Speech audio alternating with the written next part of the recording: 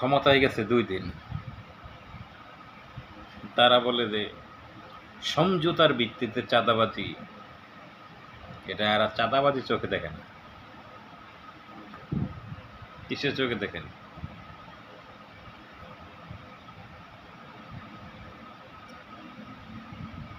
দেশ কোন দিকে নিয়ে যাচ্ছেন আপনারা আল্লাহ ভালো জানেন। আপনাদের মালিক সমিতির চাঁদাবাজির কারণে আজকে লেবুর হালি 150 টাকা। দ্রব্যমূল্যের দাম ঊর্ধ্বগতি হওয়ার পিছনে মূল কারণ হচ্ছে আপনাদের মালিক সমিতির চাঁদাবাজি। মিস্টার শেখ রবিউল আলম,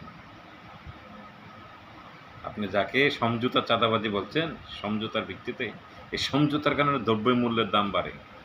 ওই সমঝোতা করে যানবাহন থেকে যেভাবে আপনারা চাঁদাবাজি করেন, আর যানবাহনের যে শ্রমিক, যে মালিক, যে ড্রাইভার, যে তারা এই চাঁদাবাজির টাকাটার অঙ্কটা তারা হিসাব করে কেটে নেয় জনগণের পকেট থেকে।